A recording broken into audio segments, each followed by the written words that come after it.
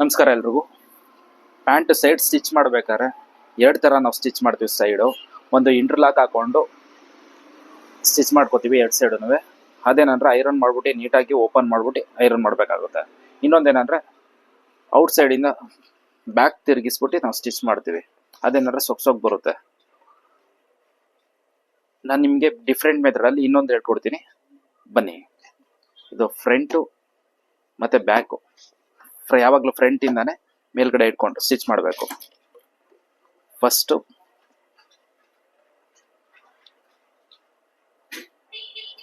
Stitch ಮಾಡ್ಕೋಬೇಕಿದು.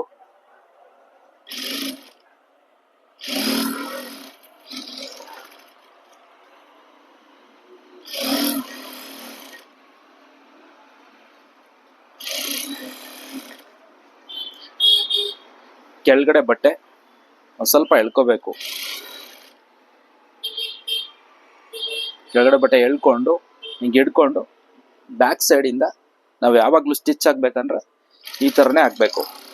ಆಗ ಸೊಕ್ ಬರಲ್ಲ, wrinkle ಬರಲ್ಲ.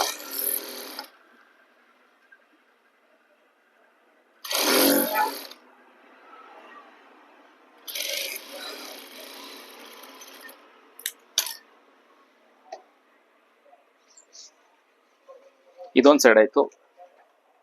ನೆಕ್ಸ್ಟ್ ಇನ್ನೊಂದು ಸೈಡ್ ಅನ್ನುವೆ ಹಾಗೆ ಸ್ಟಿಚ್ ಮಾಡ್ಕೋಬೇಕು. ಯಾವಾಗಲೂ ಫ್ರಂಟ್ ಮೇಲ್ಗಡೆನೆ ಇಟ್ಕೊಂಡು ಸ್ಟಿಚ್ ಮಾಡ್ಕೋಬೇಕು.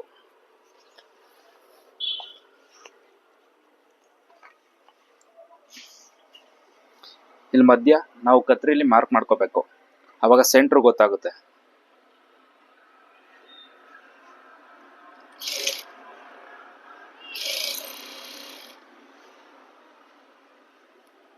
ಬ್ಯಾಕ್ ಇಂದ ಎಳ್ಕೋಬೇಕಿದು ಬಟ್ಟೆ.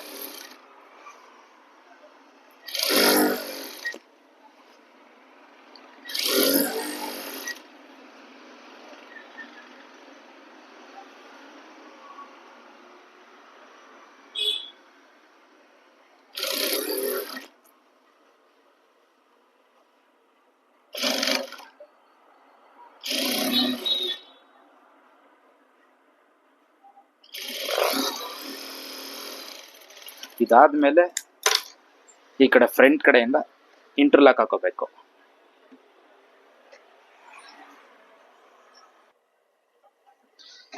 ಎರಡು ಕಡೆನೂ ಇಂಟರ್ಲಾಕ್ ಮಾಡ್ಕೊಂಡಿದ್ದೀನಿ. ಇದೊಂದು ಈ ಕಡೆನೂ.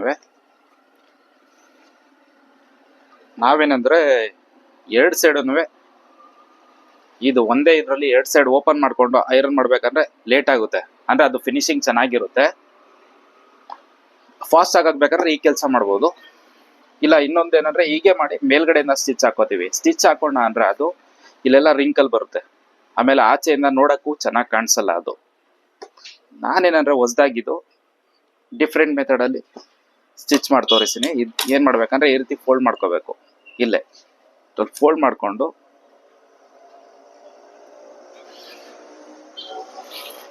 ಹಿಂಗೆ ಸ್ಟಿಚ್ ಮಾಡಬೇಕು ಒಳಗಡೆಯಿಂದಾನೆ.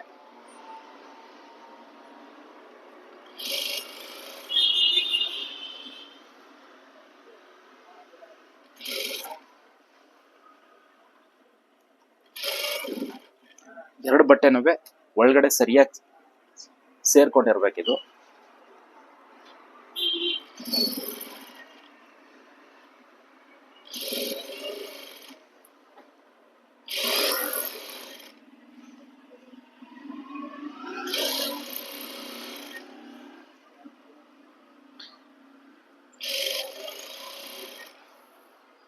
ಈ ತರ ಮಾಡೋದ್ರಿಂದ ಆಚೆನೂ ಫಿನಿಶಿಂಗು ಇರುತ್ತೆ. ಆಮೇಲೆ ಐರನ್ ಮಾಡೋದಕ್ಕೂ ಸುಲಭ ಇದು.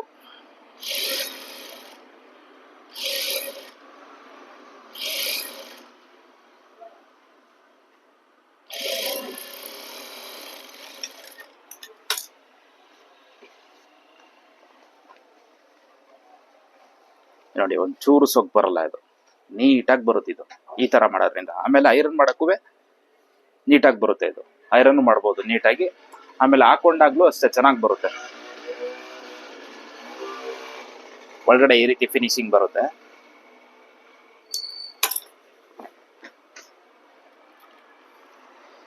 ಇಲ್ಲಿ ಪಾಕೆಟ್ ಕೆಳಗಡೆ ಇದೆಯಲ್ಲ, ಇಲ್ಲೊಂದು ಸ್ಟಿಚ್ ಹಾಕೋಬೇಕು.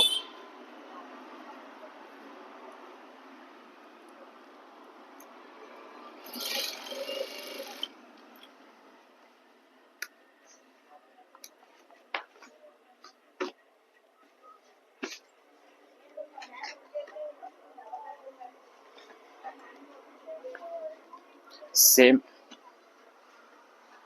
ಅದು ರೈಟ್ ಸೈಡ್ ಆಗಿದೆ, ಇದು ಲೆಫ್ಟ್ ಸೈಡ್ದು ಆಗಿನೇ ಸೇಮು. ಕೆಳಗಡೆಯಿಂದ ಮಾಡ್ಕೋಬೇಕಿದು, ಕೆಳಗಡೆಯಿಂದ ಸ್ಟಿಚ್ ಹಾಕೋಬೇಕು.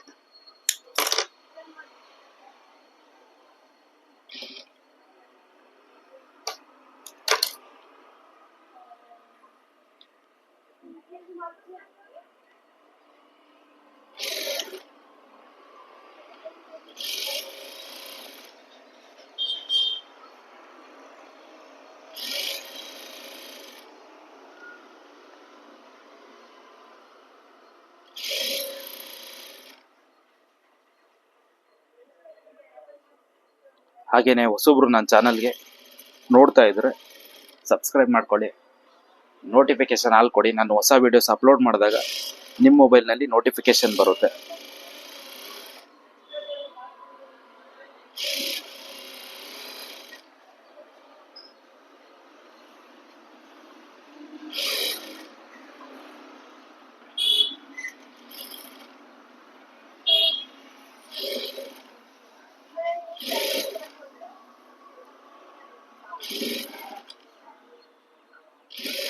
ಇದೇನಂದ್ರೆ ಈಸಿ ವರ್ಕು, ಆಮೇಲೆ ಫಿನಿಶಿಂಗು ಆಚೆನೂ ಫಿನಿಶಿಂಗ್ ಬರುತ್ತೆ. ಐರನ್ ಮಾಡೋಕ್ಕೂ ಸುಲಭ ಆಗುತ್ತೆ.